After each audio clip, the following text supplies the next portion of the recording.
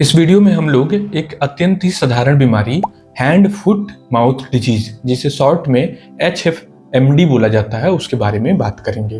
तो अभी सडनली अचानक से ओपीडी में इसके केसेस बहुत ही ज़्यादा बढ़ते हुए दिखाई दे रहे हैं। काफ़ी ज़्यादा बच्चे इस प्रॉब्लम के साथ हम लोग की ओपीडी में आ रहे हैं।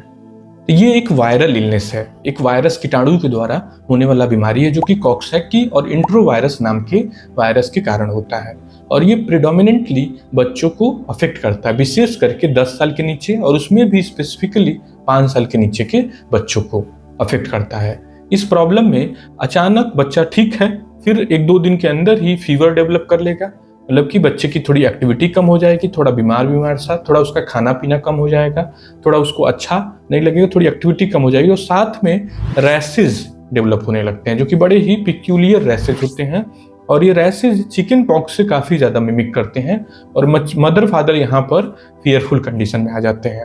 और फिर वो लेकर के भागते हुए आते हैं। और चूंकि सडनली 1-2 दिन पहले बच्चा ठीक था, लगभग ठीक था, और अचानक से 10, 20, 50, 100 की संख्या में रैसेज आ गए, तो ये बड़ा ही ज़्यादा उनके लिए डिस्टर्बिंग होता है, बड़ा ही ज़्यादा परेशान करने वाली चीज़ होती है। इसमें मुंह के अंदर रैसेज हो जाते हैं और इन रैसेज की खासियत क्या होती है, इनकी किनारी जो होती है वो रेड होती है, घाव होगा, किनारी लाल होगी और उसकी वजह से बच्चा खाना पीना मना कर देता है और साथ में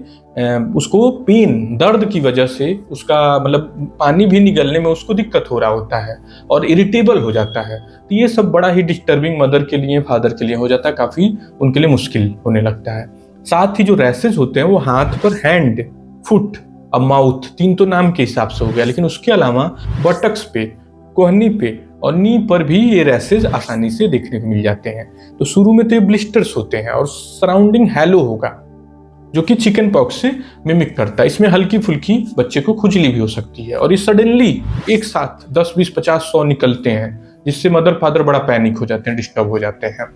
और कभी कभी ये हल्का सा छिल करके घाव भी बना सकते हैं। लेकिन ओवरऑल ये बीमारी जो है बिल्कुल ही डिस्टर्बिंग बीमारी में नहीं काउंट होती, एक साधारण वायरल इलनेस में काउंट होती है। और यदि बच्चे की अच्छे से रख रखाव रखा जाए, मतलब कि उसका हाइड्रेशन, पानी की कमी न होने दी जाए, पानी की कमी न होने देने के लिए आप उसको लिक्विड वाले सामान पर लगातार रखेंगे, जैसे दाल का पानी, खिचड़ी या हल्का लाइट खीर बना के दे सकते हैं, मतलब वाटर बेस्ड डाइट, जैसे उसको जूस थोड़ा दे सकते हैं, इस तरह की चीज़ें जिससे उसका हाइड्रेशन न कम हो। तो वो आप देख सकते हैं कि उसका जीभ सूख तो नहीं रहा है, जैसे हाइड्रेशन, और हाइड्रेशन यदि किसी कारणवश यदि आप उसको फीड करने में सक्सेसफुल नहीं है तो उस कंडीशन में आपको थोड़ा अलर्ट होना है, मतलब उसका जीभ सूख रहा है तो और कुछ भी खा पी नहीं रहा है, तब उसको IV ड्रिप के थ्रू कुछ दिनों तक पानी चढ़ाया जा सकता है। अदरवाइज ये सेल्फ लिमिटिंग प्रॉब्लम है, 7 से 14 दिन में बच्चा पुनः वापस पुरानी नॉर्मल स्थिति में आ जाता है। एक प्रश्न अक्सर पेरेंट्स का होता है कि ये प्रॉब्लम फैलती कैसे, हुई कैसे मेरे बच्चों को। तो चूंकि ये वायरल इलनेस है तो ये आसानी से एक बच्चे से दूसरे बच्चे में फैल सकता है। प्राइमरी मोड जो होता है वो रेस्पिरेटरी होता है, मतलब कि जो नाक का स्राव है या सांस के थ्रू जो कीटाणु निकल रहे हैं वो दूसरा बच्चा कॉन्टेक्ट में आया तो उससे हो गया। और कभी कभी जैसे बच्चे ने छींका या हाथ से नाक को टच किया, फिर किसी सरफेस को छुआ, उस सरफेस को किसी दूसरे बच्चे ने छू लिया, जैसे मेज को छुआ उसको किसी दूसरे बच्चे ने, मतलब ऐसे समझ सकते हैं कि एक बच्चे से दूसरे बच्चे में आसानी से ये प्रॉब्लम, जो ब्लिस्टर है उसके पानी छूने से भी फैल जाता है, जो छाले फफोले निकले हैं उसके पानी से भी देखा गया फैलते हुए। तो कुल मिलाकर के ये आसानी से एक बच्चे से दूसरे बच्चों में फैल जाता है। यूजुअली ये बीमारी बड़ों में नहीं देखी जाती है। साधारणतया ये बीमारी किसी प्रकार की कॉम्प्लिकेशन नहीं पैदा करती है, लेकिन ऐसे दुर्लभ और सामान्य केसेस रिकॉर्ड में हैं जहाँ पे मस्तिष्क ज्वर भी कर सकती है और न्यूमोनिया भी करा सकती है। तो यदि आप अपने बच्चे में इस तरह का कोई भी साइन पा रहे हैं जिसमें कि मस्तिष्क ज्वर के लक्षण हो या फिर सांस में उसको दिक्कत हो रही है,